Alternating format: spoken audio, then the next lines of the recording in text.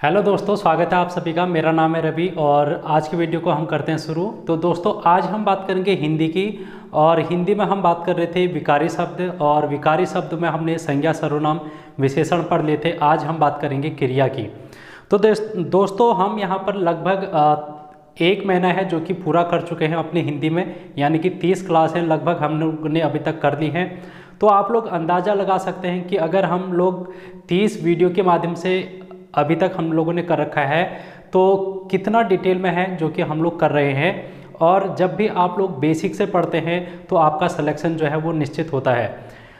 अगर आप लोग सरकारी एग्ज़ाम की तैयारी कर रहे हैं, सरकारी नौकरी की एग्ज़ाम की तैयारी कर रहे हैं, तो आप लोगों को क्या करना पड़ता है? सबसे पहले अपना बेसिक मजबूत करना पड़ता है, तब जाके आप लोग प्रैक्टिस लगा सकते हैं या फिर क्वेश्चन प्रैक्टिस कर सकते हैं, तब जाके आपके नंबर अच्छे आने लगते हैं। तो इसी क्रम में मैंने आप लोगों को हिंदी की क्लासेस दी हैं, जिसमें मैं बिल्कुल बेसिक से जो कि हिंदी करा रहा हूं। अगर आप लोगों ने वो वीडियो नहीं देखे हैं तो जाके देखना सारी वीडियो एक एक करके, तो वहां से आप लोगों को डेफिनेटली फ़ायदा मिलेगा। आज हम बात करेंगे हिंदी में क्रिया की, तो चलिए वीडियो को शुरू करते हैं। ठीक है दोस्तों, तो देखो क्रिया क्या होती है। एक चीज़ और कहना चाहूँगा, उससे अलावा हिंदी के अलावा आप लोग जेएस को भी अगर बेसिक से बिल्कुल मजबूत करना चाहते हैं तो अंतिम 45 दिनों के महासंग्राम से जुड़ें। अंतिम समय में आपको डेफिनेटली फ़ायदा यहाँ से देखने को मिलेगा। पुलिस कांस्टेबल का 18 दिसंबर को पेपर है।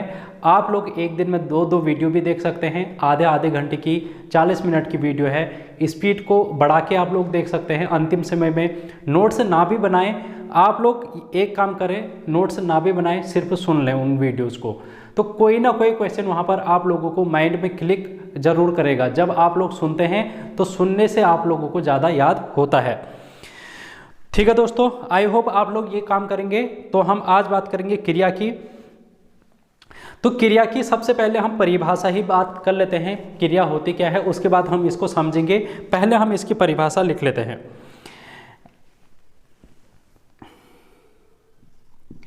ऐसे शब्द जिनसे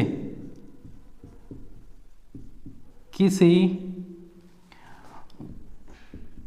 काम को करने या होने का बोध होता है, होने का बोध होता है, या घटना घटित होने का बोध होता है। यहाँ पर मैंने डेफिनेशन लिखी है, ऐसे शब्द जिनसे किसी काम को करने या होने का बोध होता है, कराने का बोध होता है, या फिर कोई घटना है वो घटित होती है, तो उसको हम कहते हैं क्रिया। जैसे मैं यहाँ पर बोर्ड पर लिख रहा हूँ तो एक प्रकार की मैं क्रिया कर रहा हूँ, और वो क्रिया होगी लिखना। आप लोग अपने कॉपी में लिख रहे होंगे, वो है क्रिया। आप लोग पढ़ रहे हैं तो पढ़ना क्या है? क्रिया। आप लोग मेरी वीडियो को देख रहे हैं तो देखना क्या है? एक प्रकार की क्रिया है। आप लोग खाना खाते हैं तो खाना खाना क्या है? एक क्रिया है। पढ़ना, लिखना, खाना, हंसना, रोना, चिल्लाना, धोना, ये सभी क्या हैं? क्रियाएं हैं। तो हम यहाँ पर कुछ उदाहरण हैं जो कि इनके लिख लेते हैं। जैसे एग्जाम्पल में हम लिख लेते हैं, खाना, पढ़ना, चलना, हंसना आदि, ये सभी क्या है? क्रियाएं हैं। ठीक है दोस्तों, आई होप आप लोगों को क्रिया और इनके उदाहरण आप लोगों को समझ में आ गए होंगे। यहाँ पर एक चीज़ आप लोग नोट करके लिखना, एक चीज़ नोट कर सकते हैं क्या? क्रिया के मूल रूप को, क्रिया के मूल रूप को धातु कहते हैं, धातु कहते हैं। देखो, क्रिया के मूल रूप को धातु कहते हैं, ऐसा मैंने लिखा है यहाँ पर। जैसे यहाँ पर मैंने पढ़ना शब्द को मैं लूँ, एक उदाहरण हम लेते हैं पढ़ना, और इस पढ़ने की मैं करूँ संधि विच्छेद, तो ये क्या बनेगा? पढ़ धन ना, पढ़ धन ना। अब ये जो ना है वो क्या बना, वो लगा प्रत्यय, ये ना पीछे से क्या लगा है, प्रत्यय लग रहा है। और ये जो पढ़ है वो है मूल शब्द इसका, ये है मूल शब्द। ये जो मूल शब्द है और ये प्रत्यय है, ये दोनों मिलकर क्या बना रहे हैं, एक क्रिया बना रहे हैं जिसको हम कहते हैं पढ़ना। और इस पढ़ना में ये जो पढ़ शब्द है इसको हम मूल शब्द या फिर धातु कहेंगे, इसको हम क्या कहेंगे, धातु कहेंगे। जैसे चलना कहूँ मैं, चलना, तो चलना में आप लोगों से अगर पूछ लिया जाएगा कि इसकी मूल धातु क्या है, तो ये हो जाएगा चल। ठीक है दोस्तों, तो ऐसे ही अगर हम बात करें खाना, तो खाने में जो ये खा है ये क्या है, इसका मूल धातु है, मूल शब्द है। तो आई होप आप लोगों को ये भी पता चल गया होगा कि क्रिया के मूल रूप को धातु कहते हैं, और धातु क्या होती है जो हम लोगों ने ये देख लिया है एग्जाम्पल के माध्यम से। ठीक है, अब हम बात करेंगे कुछ उदाहरणों की, और फिर हम बात करेंगे, उदाहरण तो हमने कर लिए, अब हम सीधे बात करते हैं इनके भेद की।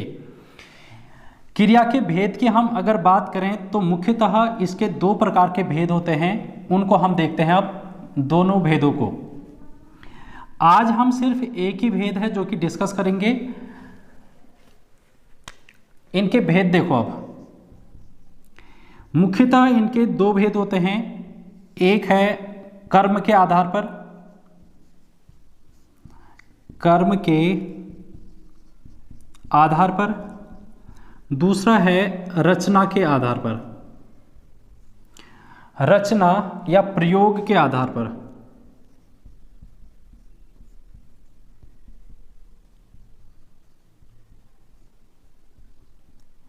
रचना और प्रयोग के आधार पर चार भेद होते हैं इसके क्रिया के, और इनको हम करेंगे कल, इनको हम करेंगे कल, क्योंकि एक ही वीडियो में इतना कराना संभव नहीं है। संभव तो है लेकिन फिर वीडियो लंबी भी बन जाएगी और आप लोगों के लिए खिचड़ी भी बन जाएगी। तो आज हम बात करेंगे सिर्फ कर्म के आधार पर, और कर्म के आधार पर यहाँ पर दो प्रकार के भेद होते हैं क्रिया के। एक होता है सकर्मक क्रिया और दूसरा होता है अकर्मक क्रिया। ठीक है, सकर्मक और अकर्मक को अभी हम देखेंगे और डिटेल में। पहले आप लोग जान लो कि सकर्मक को भी हम दो भागों में विभाजित कर सकते हैं। इसमें हम बात करेंगे एक कर्मक, एक कर्मक, और या दूसरा बात करेंगे द्विकर्मक, एक कर्मक और दूसरा द्विकर्मक सकर्मक की बात करेंगे। तो ये क्रिया के भेद हैं। अब हम एक एक करके इनको डिस्कस करेंगे, इनको तो हम करेंगे कल, लेकिन आज हम बात करेंगे कर्म के आधार पर क्रिया के भेद। तो कर्म के आधार पर क्रिया के कितने भेद होते हैं, दो भेद होते हैं, एक तो है सकर्मक और दूसरा है अकर्मक क्रिया। जैसे कि आप लोगों को नाम से ही पता चल रहा है, सकर्मक और अकर्मक यानी कि कर्म पर आधारित होंगे ये शब्द। इनमें हम सबसे पहले सकर्मक क्रिया को देखेंगे। ठीक है दोस्तों, हम लोग अभी देखेंगे सकर्मक क्रिया के बारे में।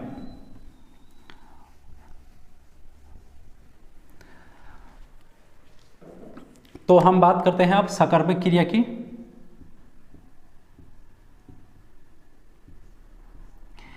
ऐसे शब्द जिनसे कार्य का बोध होता है, ऐसे शब्द जिनसे कार्य का बोध होता है या फिर जिनको करने के लिए कर्म की आवश्यकता होती है।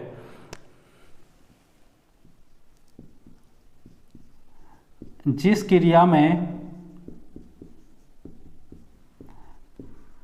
कर्म की आवश्यकता होती है,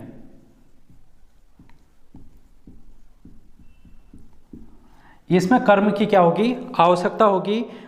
इसका मतलब क्या है कि ये जो क्रिया है वो किस पर आधारित होगी, वो कर्म पर आधारित होगी। ठीक है दोस्तों, इसका मतलब हम कह सकते हैं अर्थात ये जो क्रिया है, क्रिया का प्रभाव, क्रिया का प्रभाव वो किस पर पड़ेगा, कर्म पर पड़ता है। अब हम इसको उदाहरण के माध्यम से समझेंगे तो ज़्यादा समझ में आ जाएगा। ठीक है, तो आप लोग इसको नोट डाउन कर लें इतना, फिर मैं यहाँ पर आपको उदाहरण के माध्यम से इसको समझाता हूँ कि कर्म पर आधारित किस प्रकार से होगी ये। इसके उदाहरण भी देखेंगे हम। जैसे आप लोग लिख सकते हैं, जैसे पढ़ना हो गया, लिखना, लिखना हो गया,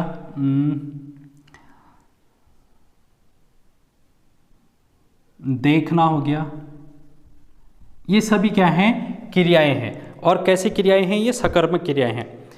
एक मिनट दोस्तों, मैं आप यहाँ पर इसमें क्या कर देता हूँ, थोड़ा सा इंक डाल लेता हूँ क्योंकि ये मार्कर थोड़ा कम लिख रहा है।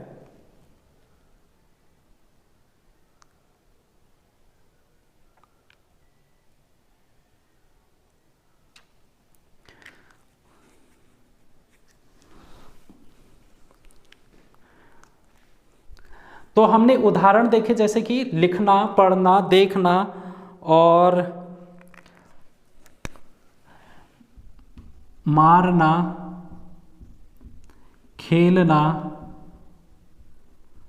मारना, खेलना, ये सभी क्या हैं, सकर्मक क्रियाएं हैं।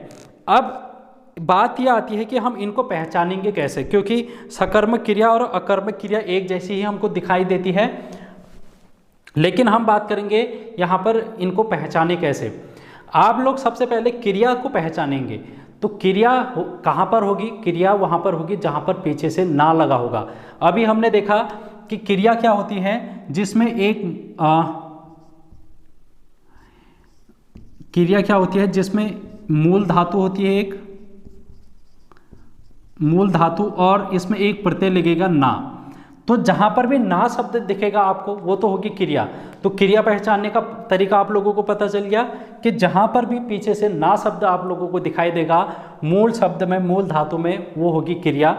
लेकिन अगर हम बात करें सकर्मक क्रिया की, तो सकर्मक क्रिया को किस प्रकार पहचानेंगे उसको अब हम देखते हैं।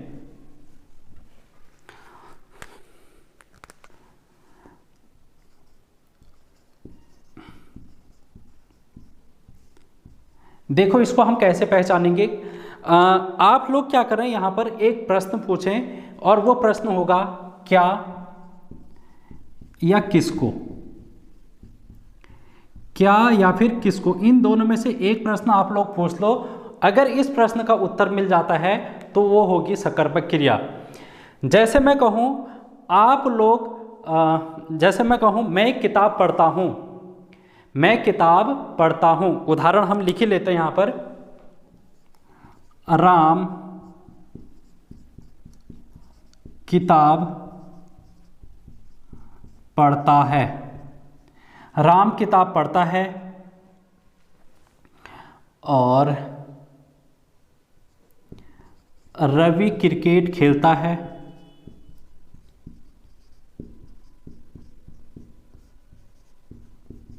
रवि क्रिकेट खेलता है, राम किताब पढ़ता है। और आप लिख सकते हैं राम ने बेर खाए। ये सभी आप लोग उदाहरण इनके लिख सकते हैं। अब हम इनको समझाएंगे यहाँ पर एक एक करके।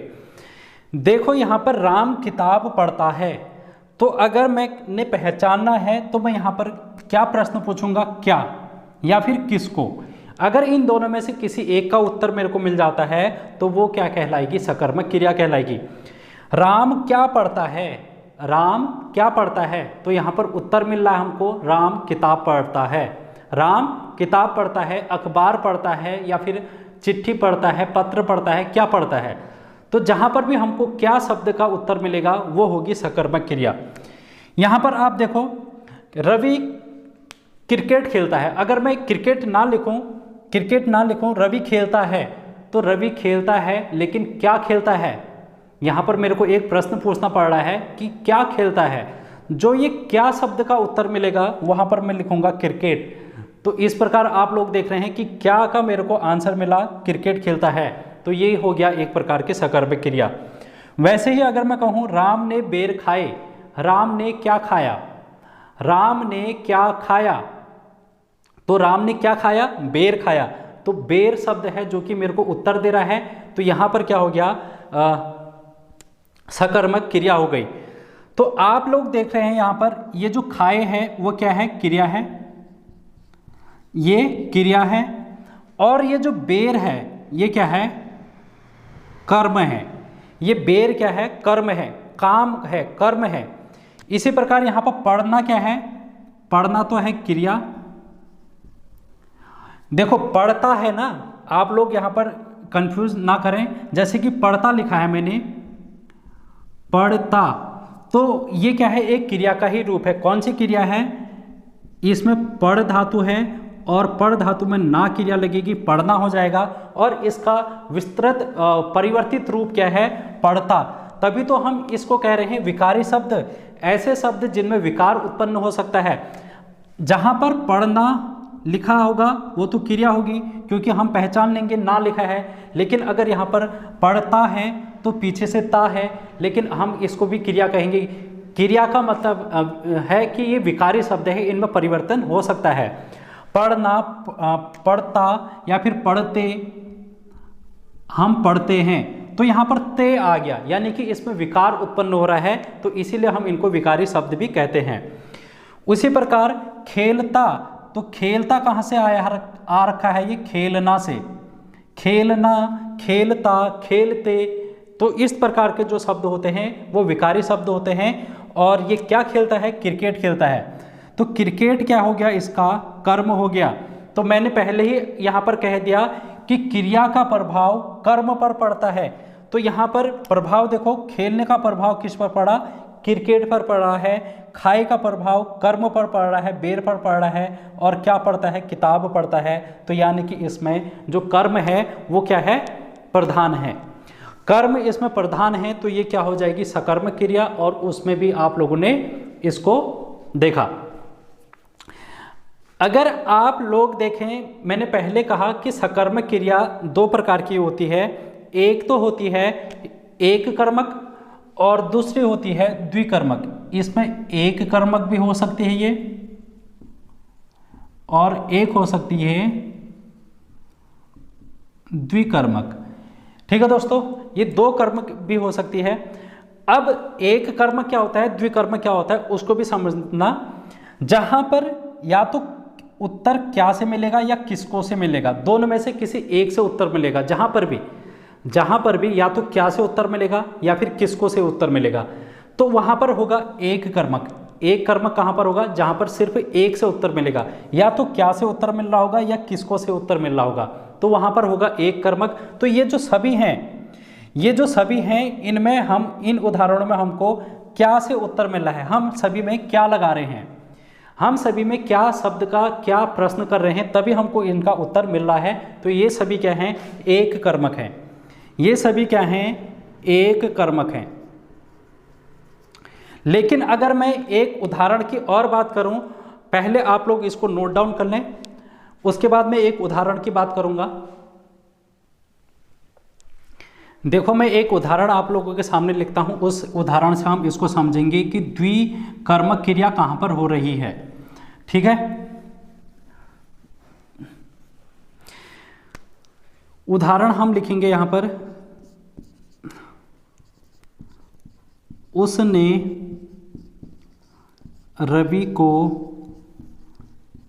रोटी खिलाई। उसने रवि को रोटी खिलाई। दोस्तों यहाँ पर आप लोगों को मेरे ख्याल से थोड़ा सा कष्ट उठाना पड़ेगा। और कष्ट ये है कि आप लोगों को थोड़ा सा आज की वीडियो में, सिर्फ आज की वीडियो में थोड़ा सा मार्कर की दिक्कत आ रही, क्योंकि इंक डालने के बाद भी ये काम नहीं कर रहा है। क्योंकि परसों इसमें पानी चले गया था, तो पानी जाने के बाद ये थोड़ा सा प्रॉब्लम कर रहा है कल परसों से। तो इसलिए आप लोग इसको थोड़ा सा ध्यान में रखना। आज की ही बात है, कल से फिर आप लोगों को और दूसरा मार्कर से मैं करा दूंगा। इसमें देखो कि उसने रवि को रोटी खिलाई। यहाँ पर खिलाई जो है वो क्या हो गया, क्रिया हो गई। खिलाई जो हो गया वो क्या हो गया, क्रिया हो गई, क्योंकि ये बना है खिलाना। यहाँ पर बना है ये खिलाना, खिलाने से बना है खिलाई, तो ये क्या बन गया, क्रिया बन गया। ये क्या बन गया, क्रिया बन गया।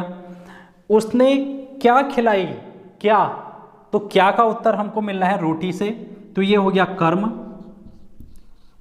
एक कर्म तो ये हो गया, तो एक कर्म यहां पर हो गया। उसने किसको किसको रोटी खिलाई, तो रवि को, तो रवि को यहां पर दूसरे का उत्तर मिल रहा है, तो ये भी एक प्रकार का कर्म हो गया। तो दो कर्म आपको देखने को मिल रहे हैं। इससे पहले आप लोगों ने यहां पर देखा राम किताब पढ़ता है, क्या पढ़ता है, तो हमको सिर्फ एक ही का उत्तर मिल रहा है और वो है क्या।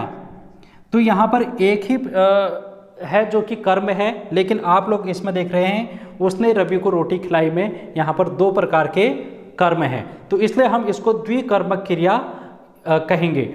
तो आप लोगों से इस प्रकार से भी पूछा जा सकता है। तो आई होप आप लोगों को ये चीज़ें समझ में आ रही होंगी। अब हम इसके बारे में बात करेंगे अकर्मक क्रिया की। अकर्मक क्रिया की हम अब बात करेंगे, ठीक है।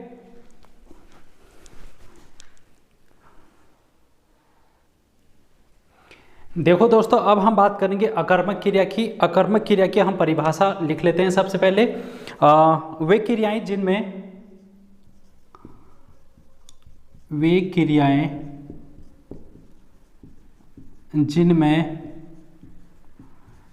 कर्म की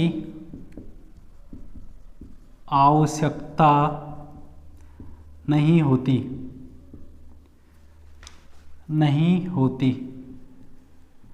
अर्थात क्रिया का प्रभाव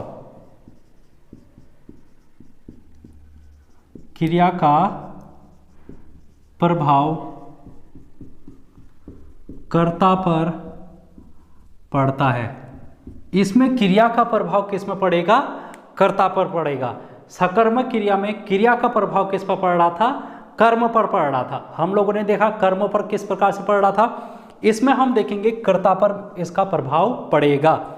उदाहरण हम देख लेते हैं, इनके उदाहरण आप लोग लिख लो, जैसे कि हंसना, रोना, सोना, चिल्लाना और दौड़ना, उठना। अब आप देख रहे हैं ये मार्कर जो है अब काम करने लग गया। अभी थोड़ी देर पहले नहीं कर रहा था, लेकिन अब करने लग गया, तो ये थोड़ा सा दिक्कत कर रहा है। यहाँ पर आप लोग देख सकते हैं। तो यहाँ पर कुछ क्रियाएं मैंने लिखी, जैसे कि हंसना, रोना, सोना, चिल्लाना, दौड़ना, उठना, ये क्या है, अकर्मक क्रियाएं हैं। अब आप लोग कहेंगे कि सर इसमें भी ना है, हर किसी में ना लग रहा है, तो हर किसी में ना लग रहा है तो हम कैसे पहचानेंगे कि ये कौन सी क्रिया होगी। क्रिया तो है, इनके पीछे से ना लग रहा है, तो इसका मतलब ये क्या है, क्रिया है, लेकिन कौन सी क्रिया है, सकर्मक है या अकर्मक है। तो पहचानने के लिए आप पहचान इसकी लिखोगे, पहचान। तो पहचान में वहां पर हमने क्या देखा था, क्या और किसको,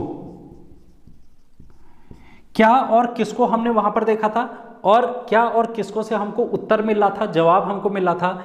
क्या और किसको लगाने पर जवाब नहीं मिलता।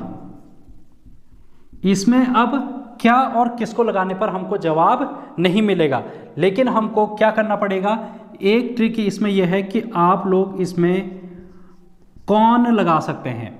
कौन शब्द का प्रयोग करेंगे, कौन यहां पर आप लोग प्रश्न पूछेंगे, कौन लगाने पर जवाब मिलता है इसमें। ठीक है दोस्तों, कौन लगाने पर जवाब मिलेगा कैसे, जैसे मैं कहता हूं रवि हंसता है, रवि हंसता है, यहां पर मैं लिख ही लेता हूं उदाहरण, रवि हंसता है, रवि हंसता है। तो आप लोग पहले ये क्या लगा के देखो और किसको लगाकर देखो। इसमें रवि क्या हंसता है, रवि क्या हंसता है, क्या कोई लॉजिक बन रहा है, क्या कोई एक इसका तर्क वाला आंसर बन रहा है, नहीं बन रहा है। रवि क्या हंसता है, बिल्कुल नहीं बन रहा है। रवि किसको हंसता है, ये भी नहीं बन रहा है, यानी कि ये क्या बन रहा है, रवि, आप लोग यहां पर से कह सकते हैं कि कौन हंसता है, तो कौन हंसता है हमको उत्तर मिल रहा है ना, रवि हंस रहा है। तो इसलिए आप लोग यहाँ पर देख रहे हैं कि जहाँ पर हम कौन शब्द का प्रयोग करेंगे, कौन लगाकर हम जवाब मांगेंगे किसी से, तो उसको हम बोलेंगे अकर्मक क्रिया। ठीक है दोस्तों, श्याम सोता है, श्याम सोता है, सीता रोती है। ठीक है दोस्तों, सीता रोती है। पक्षी, जो पक्षी हैं आकाश में उड़ते हैं, पक्षी आकाश में उड़ते हैं। और राम दौड़ रहा है,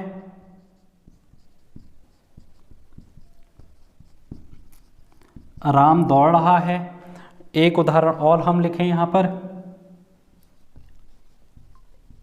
सीमा नाचती है, सीमा नाचती है। अब हर एक उदाहरण को हम देखते हैं। श्याम सोता है, पहला उदाहरण है श्याम सोता है, तो इसमें हम लगाने की कोशिश करें, या पहले क्या लगाने की कोशिश करेंगे, फिर किसको, और फिर हम देखेंगे कौन। श्याम क्या सोता है, क्या सोता है, तो क्या हमको उत्तर मिला है? नहीं। क्या सोता है? बिल्कुल नहीं मिल रहा है। किसको सोता है? बिल्कुल नहीं मिल रहा है। कौन सोता है? श्याम सोता है, तो उत्तर मिल रहा है ना, तो यहाँ पर अकर्मक क्रिया हो गई। इसी प्रकार राम दौड़ रहा है, क्या दौड़ रहा है, क्या दौड़ रहा है, बिल्कुल उत्तर नहीं मिल रहा। किसको दौड़ रहा है? बिल्कुल उत्तर नहीं मिल रहा। लेकिन कौन दौड़ रहा है, तो यहाँ पर हमको उत्तर मिल रहा है राम दौड़ रहा है, तो इसलिए ये क्या हो गई? अकर्मक क्रिया हो गई। इसी प्रकार यहाँ पर देखो, सीता रोती है, क्या रोती है? उत्तर नहीं मिल रहा। किसको रोती है? उत्तर नहीं मिल रहा। कौन रोती है? सीता रोती है, तो उत्तर मिल रहा है, बिल्कुल मिल रहा है, तो अकर्मक क्रिया इसमें हो जाएगी। पक्षी आकाश में उड़ते हैं, पक्षी आकाश में उड़ते हैं, क्या उड़ते हैं, किसको उड़ते हैं? बिल्कुल उत्तर नहीं मिल रहा। कौन उड़ते हैं, तो कौन उड़ते हैं में पक्षी उड़ते हैं आकाश में। इसी प्रकार सीमा नाचती है, तो क्या नाचती है? उत्तर नहीं मिल रहा है। किसको नाचती है? उत्तर नहीं मिल रहा है। लेकिन अगर हम यहाँ पर कौन नाचती है, तो सीमा नाचती है। तो इस प्रकार से हम अकर्मक क्रिया को पहचानेंगे। आप लोग इन चीज़ों को ध्यान में रखना। आप लोगों को सकर्मक और अकर्मक में कोई दिक्कत नहीं होगी। अगर आप लोग टेंशन लेंगे, लोड लेंगे, तो दिक्कत हो जाएगी। लेकिन आप लोगों ने मस्त तरीके से पढ़ना है, बिल्कुल बढ़िया तरीके से। और जो चीज़ नहीं आती समझ में, आप लोग पूछ लिया करें। ठीक है दोस्तों, तो आज की वीडियो में हम इतना ही बात करेंगे। कल की वीडियो में हम बात करेंगे रचना के आधार पर क्रिया के भेद। तो मिलते हैं, तब तक बने रहिए और मस्त रहिए, खुश रहिए। Thank you so much.